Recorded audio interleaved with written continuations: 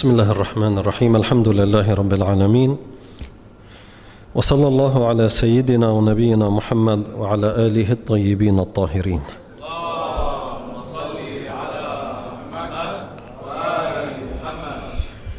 Ordonner le bien et défendre le mal.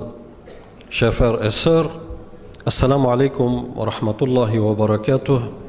Que la paix de Dieu soit sur vous et que Dieu exauce votre prière en ce jour de vendredi. Ordonner le bien et interdire le blâmable, c'est une façon de traduire le texte de l'arabe en français, parce qu'en arabe on dit al-amr bil-ma'rouf an-nahy al-munkar. Walakin al-amr, c'est-à-dire ordonner,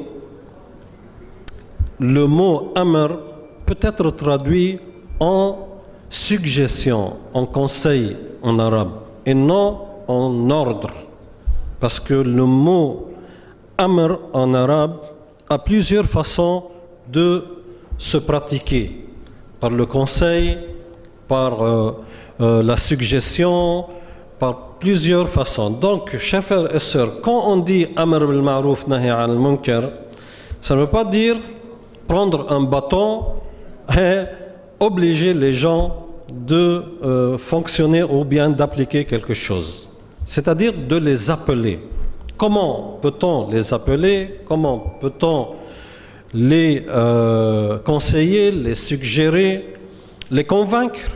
C'est ce que l'islam veut en général. L'islam considère al-amr bil ma'rouf wa an-nahy anil munkar, appeler au bien et essayer d'interdire ce qui est blâmable, il le considère comme une branche fondamentale dans la loi islamique, dans la charia.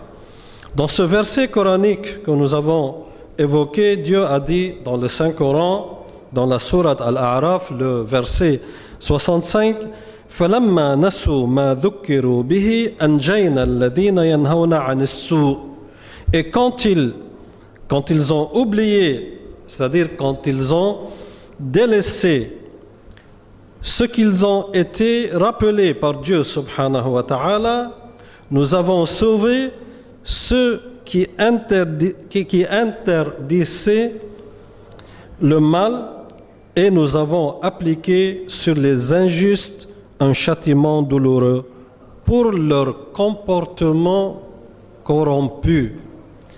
Bima kanu yafsuqun. Donc, c'est-à-dire, chers frères et sœurs, quand les gens délaissent l'appel au bien, anjayna alladhina yanhawna anis-su', et quand les gens interdisent le mal, ceux-ci vont être amnistiés par Dieu subhanahu wa ta'ala. Sinon, ils vont être châtiés d'après le texte divin dans ce verset. Et d'après le prophète Mohammed sallallahu alayhi wa alayhi, qui avait dit, si les gens voient l'injustice, ou bien si les gens voient l'injuste, puis ils l'empêchent, ils ne l'empêchent pas, ils s'exposent ainsi à un châtiment divin immense. Inna an-nas idha ra'aw adh-dhalim falam ya'khudhu 'ala yadayhi awshaka an ya'ummahum Allahu bi'iqabin minhu. Donc, les gens sont invités, sont obligés, que quand ils voient quelqu'un exercer une injustice, d'essayer de l'empêcher. De l'empêcher, ça, il y a plusieurs façons de l'empêcher. Ils peuvent le conseiller, ils peuvent le suggérer, ils peuvent même, si c'est une injustice qui peut porter atteinte à la vie de quelqu'un, d'appeler les autorités pour qu'ils l'empêchent. Donc, ne pas rester témoin de l'injustice sans agir, que ce soit par le conseil, par les paroles, ou bien par un recours aux autorités. Et puis aussi, il y a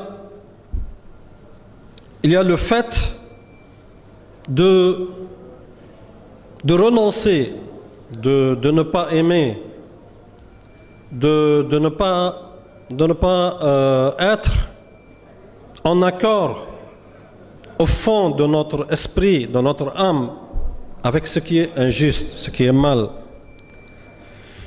Celui qui agrée l'acte de quelqu'un est considéré comme celui qui le fait, d'après l'imam Ali alayhi salam. Ar-radi bi fi'li qawmin kad-dakhili ma'ahum fih. C'est vrai, on peut ne pas être quelqu'un qui exerce, qui applique, qui fait l'acte blâmable, mais on peut être quelqu'un qui l'admet, qui est d'accord, qui l'aime. Je peux voir quelqu'un qui délaisse la prière ou bien qui boit de l'alcool. C'est vrai que moi-même je prie et je ne bois pas l'alcool, mais j'admets que le monsieur le fasse. Ceci est considéré comme un péché.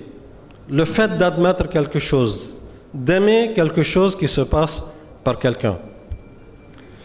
Donc, chers frères et sœurs, ar-radi bi fi'li qawmin kad-dakhili ma'ahum fih. Celui qui agrée l'acte de quelqu'un est considéré comme celui qui le fait. Et chaque personne qui exerce l'injustice commet deux péchés. L'un de ces deux péchés est le fait de l'exercer, de l'appliquer, et l'autre est le fait de l'accepter. Sallallahu ala Muhammad wa ali Muhammad.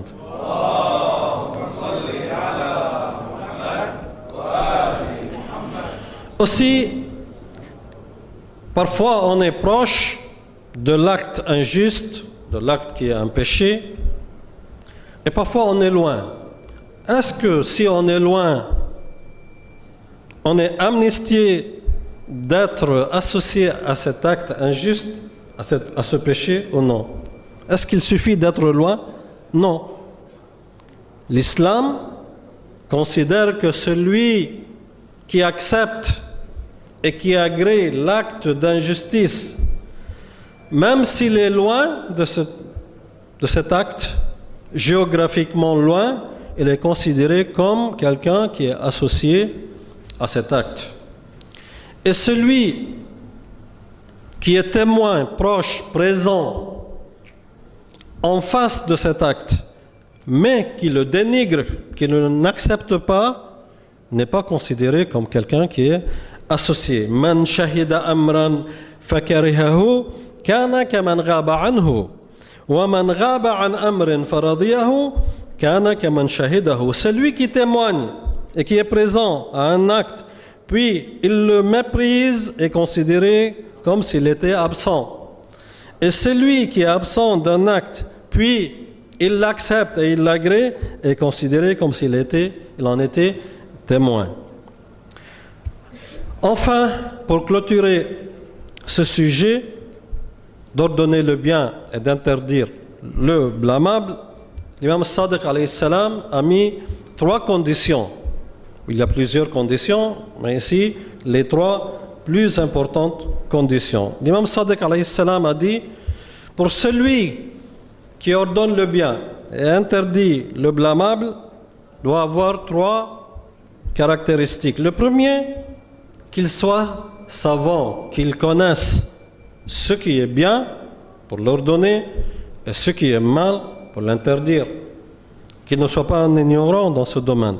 2, qu'il soit équitable, c'est-à-dire qu'il soit quelqu'un qui applique le bien pour qu'il puisse l'ordonner, et quelqu'un qui ne fait pas le mal pour qu'il puisse le déconseiller.